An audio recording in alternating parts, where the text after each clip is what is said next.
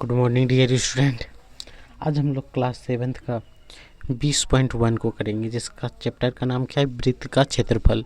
यानी कि वृत्त से संबंधित सारी जानकारी को हम लोग पहले एक बार जान लेते हैं, बेसिक चीज़ें, उसके बाद हम लोग फटाफट से क्वेश्चन को बनाएंगे।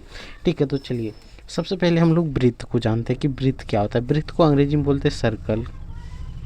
ठीक है, वृत्त क्या होता है, आप कभी प्लेट देखे हो, एक होता है प्लेट, ठीक है, और एक होता है बॉल, गेंद। ठीक है, ऐसे हो गया गेंद और ये हो गया प्लेट। ठीक है, तो ये प्लेट जो होती है, ठीक है, वही क्या होता है, वृत्त। अब जो गेंद होता है उसको हम लोग गणित के भाषा में बोलते हैं गोला। क्या बोलते हैं, गोला। ठीक है, गेंद जो होता है उसको हम लोग गणित के भाषा में क्या बोलेंगे, गोला। और प्लेट जो होती है, ठीक है, उसे हम लोग गणित के भाषा में क्या बोलते हैं, वृत्त। वो किस आकार का है, तो वृत्त के आकार का है। फुटबॉल, अब पूछेंगे फुटबॉल कौन सा आकार का है, तो आप बोलोगे फुटबॉल तो गोल है, स्फेरिकल है, यानी कि वो क्या बोलेंगे, गोला है। फुटबॉल कभी क्वेश्चन में आए फुटबॉल किस आकार का है, गणित के हिसाब से हम लोग क्या बोलेंगे, गोला का आकार का है। बोलेंगे प्लेट किस आकार का है, तो आप बोलोगे वृत्त का आकार का है। कभी पूछ लिया जाए, कभी ये भी पूछ सकता है कि कोई पार्क है, वो किस आकार का है, गोलाकार पार्क है, यानी समझ जाओगे कि वो वृत्त है, यानी वृत्ताकार पार्क होगा। ठीक है, वृत्ताकार पार्क, अगर पार्क दिया है तो वो हमेशा वृत्ताकार होगा, ना कि गोलाकार पार्क होगा। पार्क जानते ही होंगे, खेत है तो ये नहीं देगा कि गोलाकार खेत है, नहीं, वो वहाँ पे हम लोग क्या बोलेंगे, वृत्ताकार खेत है। गोलाकार खेत क्या होगा, जिसकी लंबाई और ऊंचाई होता है। ठीक है, लंबाई भी होता है, सॉरी, अगर गोला है तो उसमें कुछ ना कुछ ऊंचाई होती है। तो वृत्त एक प्रकार की गोल आकृति है, लेकिन उसमें ऊंचाई रहित गोल होती है। क्या होती है, ऊंचाई रहित, जिसमें ऊंचाई नहीं होती है। वृत्त में ऊंचाई होती है, नहीं होती है। जैसे गोला में बोलेंगे तो यहाँ पे एक ऊंचाई भी बनेगा, एक त्रिज्या बनेगा तो एक ऊंचाई भी बनता है। तो मुख्य डिफरेंस यही है कि एक में ऊंचाई होता है, एक में ऊंचाई नहीं होता है। तो चलिए, आप लोग वृत्त को अगर सबसे पहले पढ़ रहे हैं तो वृत्त को हम लोग सी से निरूपित कर दे सकते हैं। सी से नहीं निरूपित कर, सी से होता है सरकमफेरेंस यानी परिधि। तो देखो वृत्त, जैसे ये गोला है, सॉरी गोला, ये वृत्त है। वृत्त के बीच में सेंटर में जो बिंदु होता है उसको बोलते हैं केंद्र, यानी वृत्त के बीच जो बीचों बीच में होता है उस बिंदु को हम लोग क्या बोलते हैं, केंद्र। ये याद रहेगा। और वृत्त की एक चक्कर पूरा करने में जितना समय लगता है वही होता है परिधि। मतलब यहाँ से ये लाइन दिख रहा है, यहाँ से शुरू करके यहाँ तक की जो लंबाई होगा, इस लंबाई को बोलते हैं परिधि। क्या बोलते हैं, परिधि, याद रहेगा। अंग्रेजी में क्या बोलेंगे, सरकमफेरेंस। ठीक है, यहाँ से ध्यान से समझो, इस लाइन से शुरू करके इसी लाइन तक पहुँचने में जितनी दूरी तय करेगा वो सारी दूरी को ही हम लोग क्या बोलते हैं, परिधि। क्या बोलते हैं, परिधि। परिधि किसी का नाम भी हो सकता है, नाम भी रहता है कि नहीं। तो परिधि समझ में आया। अब केंद्र से ये दूरी क्या है, परिधि है। ये चारों ओर की घेरा क्या है, परिधि। केंद्र से परिधि तक की दूरी, ये परिधि तक की दूरी को आर बोलते हैं।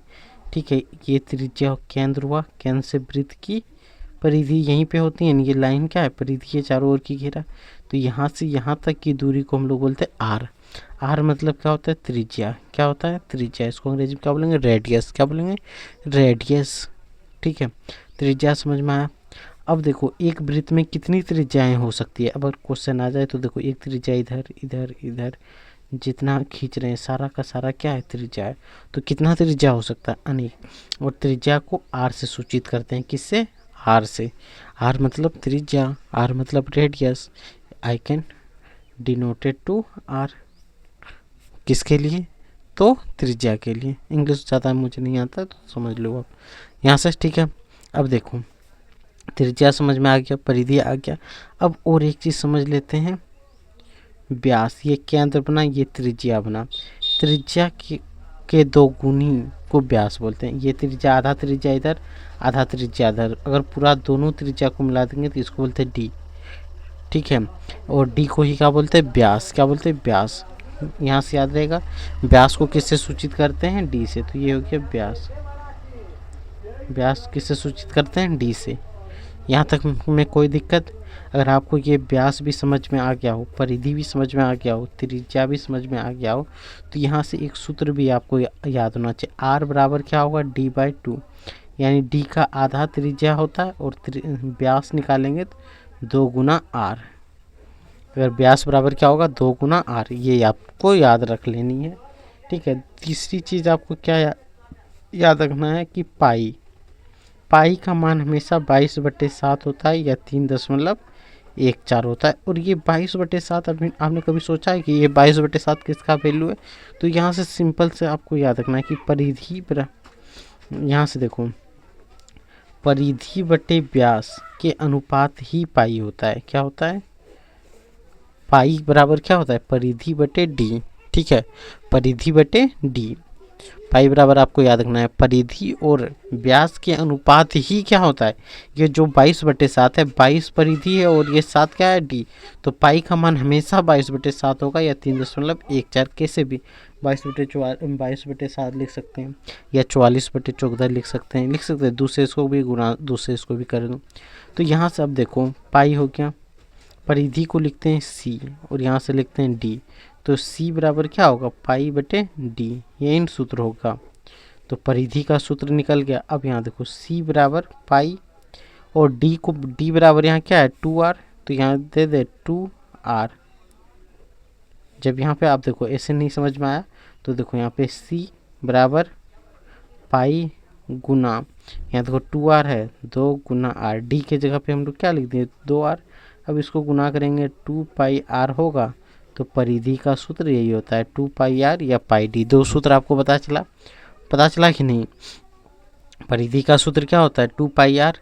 परिधि क्या होती है? ये सॉरी, पाई क्या होता है वो भी आपको पता चल गया, परिधि क्या होता है वो भी पता चल गया। अब आ जाते हैं वृत्त की क्षेत्रफल पर। वृत्त की क्षेत्रफल, वृत्त का क्षेत्रफल का सूत्र होता है पाई आर स्क्वायर। क्या होता है? पाई आर स्क्वायर। जहाँ पे आर का वैल्यू कितना है बताओ? कुछ नहीं, हमें आर का वैल्यू कहाँ से पता चलेगा? पाई आर स्क्वायर। ये सूत्र आपको कंठ में याद रखना है, कंठ में नहीं माइंड में अपना याद रखना है। कभी भी क्वेश्चन में आए फट से आपको याद आना चाहिए कि ये सूत्र होता है। और यहाँ जो आर स्क्वायर है इसके लिए आपको अभाज्य गुणनखंड से वर्गमूल पता होना चाहिए, तभी आप खटाखट बना लोगे। अब चलो हम लोग चैप्टर को शुरू करें। एक बार सबसे पहले हम लोग रिवीजन कर लेते हैं। केंद्र क्या होता है ये बता दें। वृत्त की सबसे अंतिम में, वृत्त के सबसे बीच में जो बिंदु होगा उसी को केंद्र बोलते हैं। केंद्र और परिधि से बीच की दूरी को त्रिज्या बोलते हैं। त्रिज्या के 2 गुनी को हम लोग व्यास बोलते हैं। व्यास जो होता है वो त्रिज्या से 2 गुना ज़्यादा बड़ा होता है और त्रिज्या जो होता है वो व्यास के आधा होता है।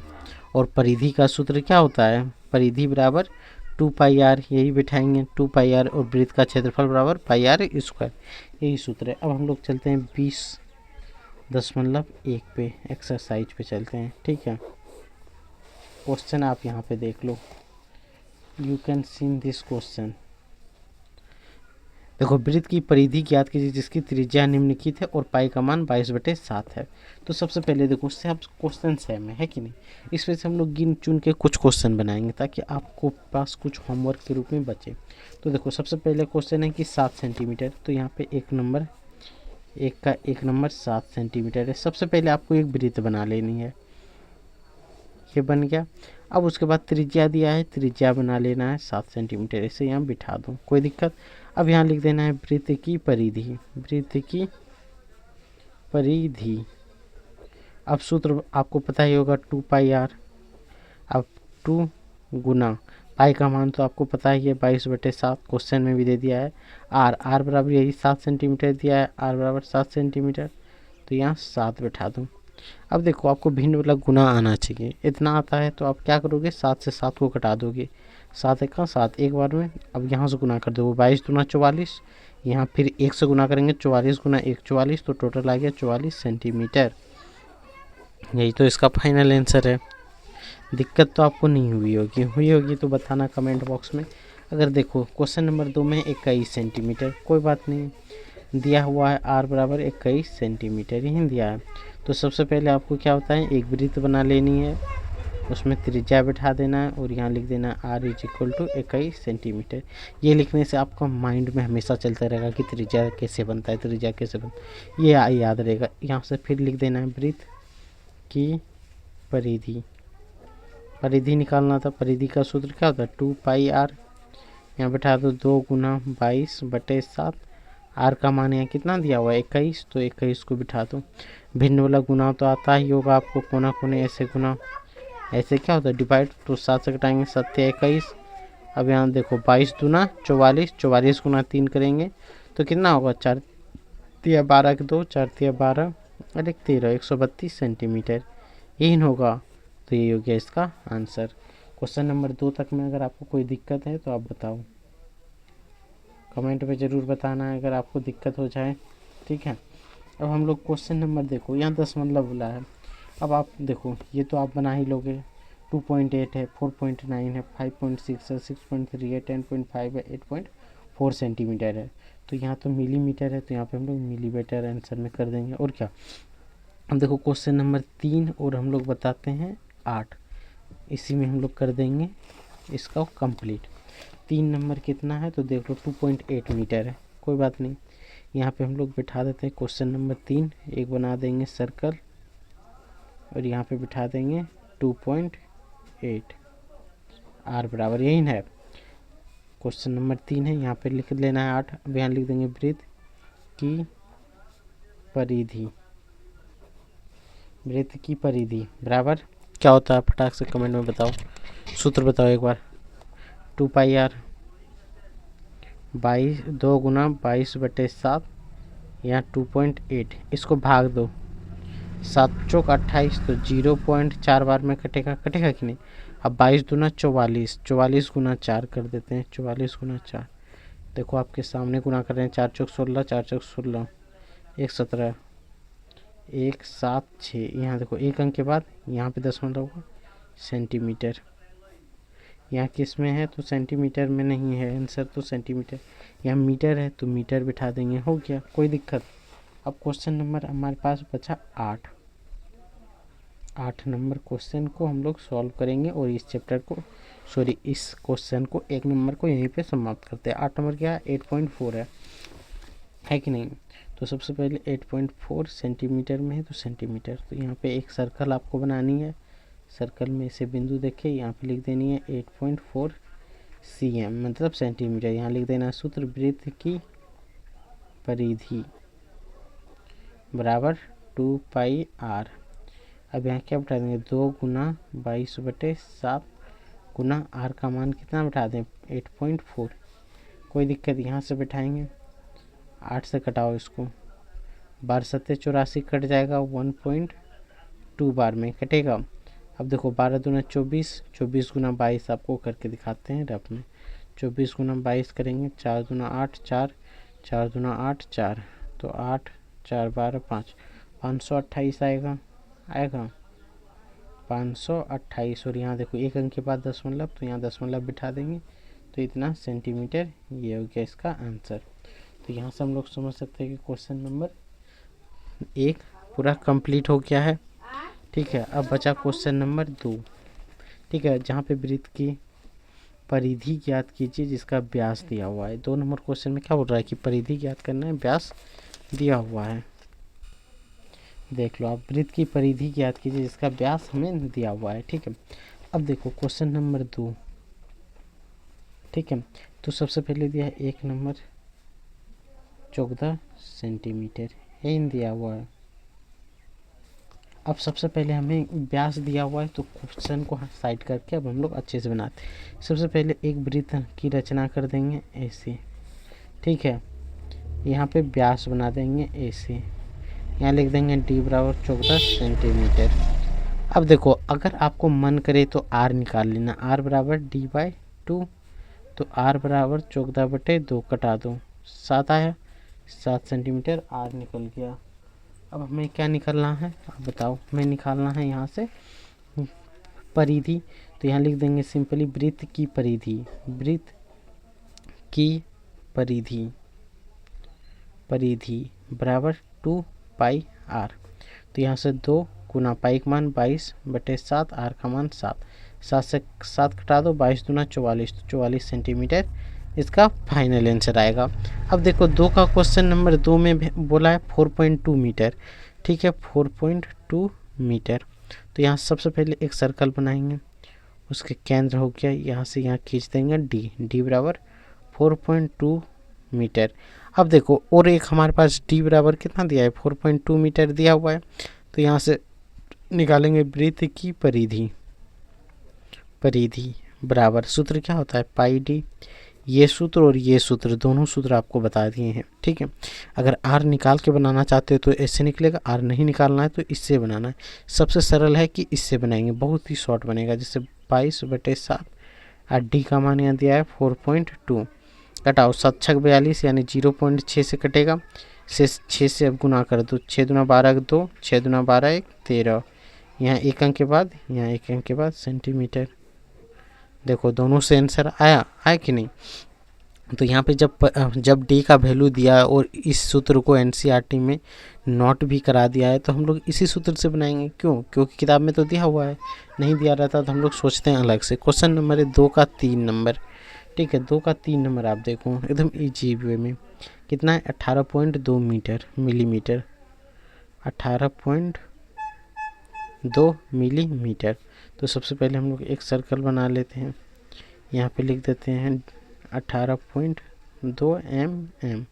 यही तो यहाँ पे क्या लिखेंगे वृत्त की परिधि बराबर पाई डी। पाई का मान तो दिया हुआ है 22/7 और डी का मान कितना दिया हुआ है 18.2।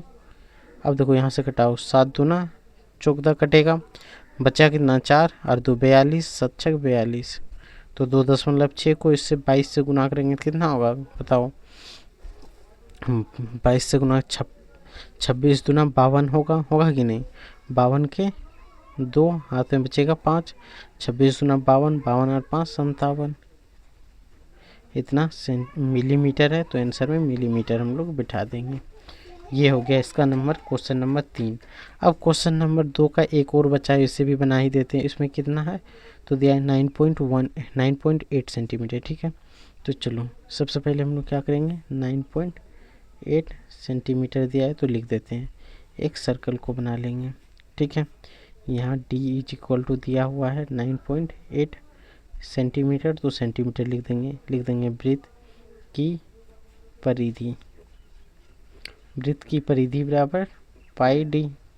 पाई का मान 22/7, डी का मान 9.8, इन होगा 7 एका 7 और यहाँ बचा 2 28, 7 चौक 28 यानी 14.2, 14 दूना 28 के 8 हाथ में बचा 2, 14 दूना 28 2 30, यहाँ से एक अंक के बाद यहाँ से हो गया सेंटीमीटर। तो यही हो गया फाइनल आंसर हमारे पास।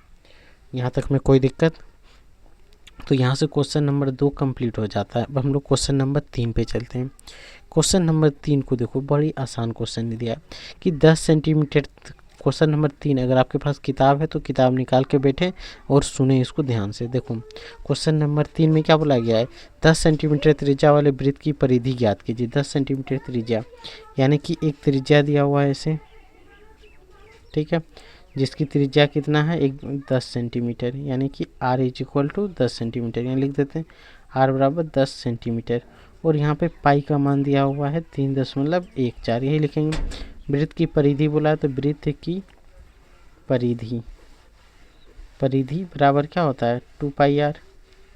जब r दिया रहेगा तो ये सूत्र बैठाएंगे, जब d दिया रहेगा तो वो सूत्र बैठा देंगे। 2 गुना यहाँ पे पाई का मान कितना हो जाए 3.14, क्योंकि पाई बराबर 3.14 क्वेश्चन में बोला गया है।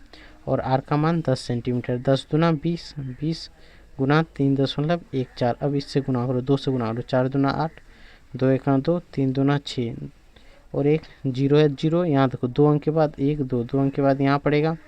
तो ये हो गया इसका फाइनल आंसर। कोई दिक्कत? कितना आसानी से ये बन गया, बना कि नहीं?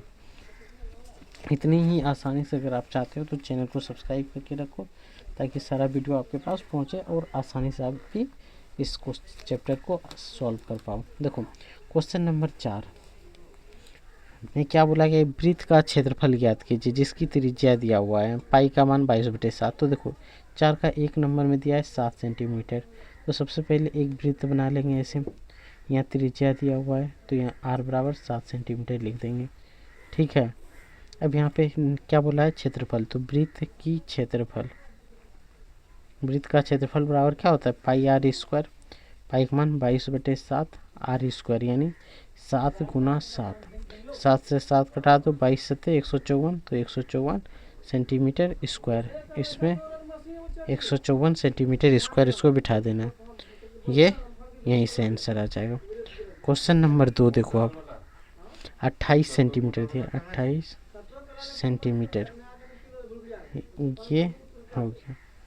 यहाँ से यहाँ त्रिज्या r बराबर 28 सेंटीमीटर, यही होगा। अब यहाँ पे सूत्र में बिठा देंगे, वृत्त की क्षेत्रफल बराबर पाई आर स्क्वायर, 22/7, आर स्क्वायर का मान 28 गुना 28। तो यहाँ देखो 7 चौक 28, ये कट जाएगा 4 बार में। अब देखो 22 चौक 88, तो 88 गुना 28। अब इसको गुना करो, 88 को 28 से गुना करेंगे तो कितना होगा, आप गुना करके यहाँ पे आपको नोट करके लिख देना है, ठीक है। जितना आएगा उतना सेंटीमीटर स्क्वायर, यही इसका फाइनल आंसर हो जाएगा, ठीक है।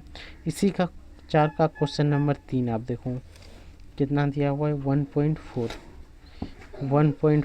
mm।